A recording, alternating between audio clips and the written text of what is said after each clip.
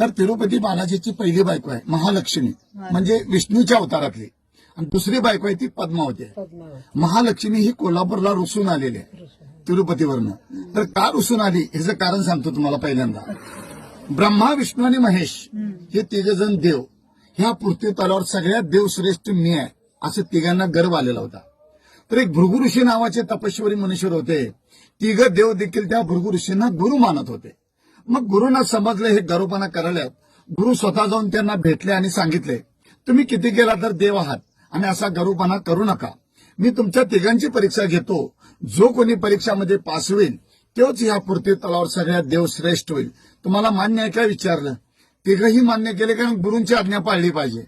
मग तिघही आमंत्रण देतात भृगु ऋषींना, तुम्ही आमच्या घरी या आणि आमची परीक्षा घ्या आणि आमच्या तिघापैकी कोण श्रेष्ठ आहे तुम्ही ठरवा. मग भृगु ऋषी जातात पहिल्यांदा शंकर भगवानकडे परीक्षा घेण्यासाठी. बाहेरून शंकर भगवानला आवाज देतात. तर शंकर भगवान आणि पार्वती गुहेमध्ये बोलत बसलेले असतात, गप्पा मारत बसलेले असतात. ते इतकं मग्न असतात की बाहेर भृगु ऋषी आलेलं शंकर भगवानच्या लक्षात येत नाही. भृगु ऋषींना राग येतो. आम्हाला परीक्षा घ्यायला घरी बोलवतात, हिने अतिथीचे स्वागत करण्याची, गुरुची सेवा करण्याऐवजी हे काय करत बसल्यात. म्हणून रागाच्या भरात त्या भृगु ऋषीने शंकर भगवानला शाप देतात, या पृथ्वी तलावर तुझी मूर्तीची पूजा होणार नाही, लिंगाची पूजा होणार. म्हणून आपण ह्या पृथ्वी तलावर महादेवाच्या पिंडीची म्हणजे लिंगाची पूजा करतो भृगु ऋषीने शाप दिल्यामुळे. दुसऱ्या ठिकाणी जातात भृगु ऋषी ब्रह्मदेवाकडे. ब्रह्मदेवाची बायको सरस्वती वीणा वाजवत असते आणि ब्रह्मदेव ऐकत बसलेला असतो. बाहेरून भृगु ऋषी त्या ब्रह्मदेवाला आवाज देतात. तर ही दोघं नवरा बायको संगीतमध्ये इतकं मग्न असतात की बाहेर भृगु ऋषी आलेलं ब्रह्मदेवाच्या पण लक्षात येत नाही. जन विश्व निर्माण केलं, जनसृष्टी निर्माण केली, त्या ब्रह्मदेवाला देखील त्या भृगु ऋषीने शाप दिलेला आहे, या पृथ्वी तलावर तुला कोणीही पूजणार नाही, तुझं मंदिर कुठं उभारलं जाणार नाही. फक्त शापाला विशाप म्हणून ब्रह्मदेवाचं जन्मस्थान आहे राजस्थान पुष्कर. पूर्ण पृथ्वी तलावर त्याचं एकच मंदिर आहे, त्याला कुणीही पूजत नाहीत. तिसऱ्या ठिकाणी जातात भृगु ऋषी विष्णूकडे. विष्णू आपल्या पत्नीला महालक्ष्मीला सांगत असतात की भृगु ऋषी कधी पण येऊ देत, माझे गुरु कधी पण येऊ देत, माझी परीक्षा घेऊ देत, सगळ्या प्रश्नाचं मी उत्तर देणार आणि ह्या पृथ्वी तलावर त्या दोघांच्या पेक्षा मी श्रेष्ठ होणार. हे आपल्या पत्नीला महालक्ष्मीला सांगत असताना भृगु ऋषी ऐकतात. मी परीक्षा घ्यायच्या अगोदर आपल्या बायकोला मोठेपणा सांगायला म्हणून त्या भृगु ऋषीने विष्णूच्या छातीवर इथे लाद घातलेल्या. कधी बालाजीला योग आला तुम्हाला जाण्याचा पुढे भविष्यात, तर तुम्हाला तिथं सगळं बघायला मिळेल. भृगु विष्णूच्या छातीवर पाय ठेवलेला आहे. तेवढा भृगु ऋषीला विचारतो, गुरुवर तुम्हाला कुठं लागलं का. महालक्ष्मीला राग येतो.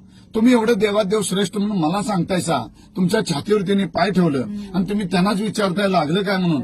माझा अपमान झाली म्हणते, ते क्षण देखील थांबणार नाही. तेवढा विष्णू म्हणतो, त्या भृगु ऋषीनं माझ्या गुरुनं माझ्या छातीवर पाय ठेवलं, तुझा अपमान कसा झाला.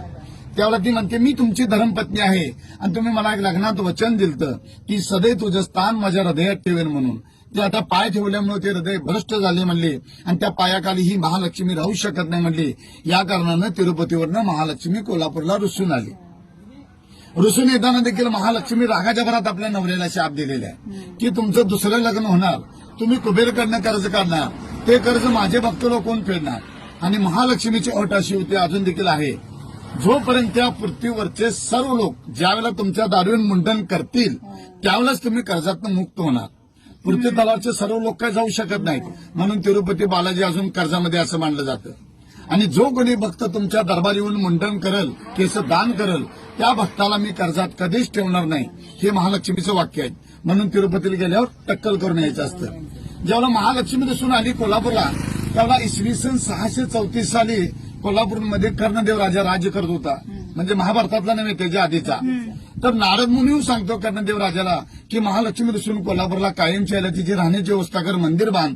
त्यावेळेला हे मंदिर बांधलं गेलं 1383 वर्षापूर्वी. महालक्ष्मीचं दैत्याकडून बांधून घेतलेलं आहे. आणि ज्यावेळेला महालक्ष्मी दिसून आली कोल्हापूरला, तर महालक्ष्मीने हे कोल्हापूर का निवडलं, तर आपल्या कोल्हापूर नगरीमध्ये राक्षस लोकांचा वास्तव जास्त होता. सर्व राक्षस लोकांचा नायनाट करण्यासाठी, त्यांचा वध करण्यासाठी महालक्ष्मीने कोल्हापूरला निवडलेलं. आणि ज्यावेळेला महालक्ष्मी कोल्हापूरला स्थायिक झाली, त्यावेळेला रत्नासूर नावाचा एक राक्षस महालक्ष्मीच्या भक्तांना त्रास देऊ लागलेला होता. तर महालक्ष्मीने ठरवलं, या रत्नासुराचा आपण पहिला वध करायचा आणि मग बाकीच्या राक्षसांचा वध करायचा. पण त्या रत्नासूर नावाच्या राक्षसानं शंकर भगवानकडनं तपस्या करून त्यांना प्रसन्न करून त्यांच्याकडनं एक वर मागून घेतलं होतं. तर त्या भोळेपणाचा फायदा घेऊन त्या राक्षसानं असं वर मागितलं शंकर भगवानकडं की जो कोणी मला देवी देवता मारायला येईल, माझं रक्ताचं एक थेंब रस्त्यावर सांडेल, त्या रक्तबीजापासून एक राक्षस प्रगट होईल. म्हणून महालक्ष्मीने शंकर भगवानची आराधना केली, कारण शंकर भगवानच वर दिलेलं होतं. शंकर भगवानने सांगितलं महालक्ष्मीला तू एक ज्योत लाव, दिवा लाव. महालक्ष्मीने स्वतः एक ज्योत लावला.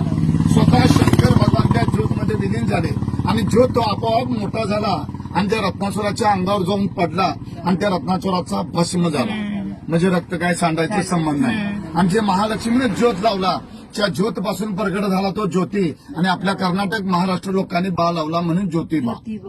महालक्ष्मी प्रसन्न झाली, माझ्या भक्ताचं रक्षण केलंस तू, सदैव तू माझा भाऊ म्हणून माझ्या पाठीशी राहशील आणि या विश्वात तुझं जागरूक देवस्थान म्हणून ओळखलं जाईल. म्हणून महालक्ष्मीने आशीर्वाद दिलं आणि हे ज्योतिबाचं स्थान झालेलं आहे.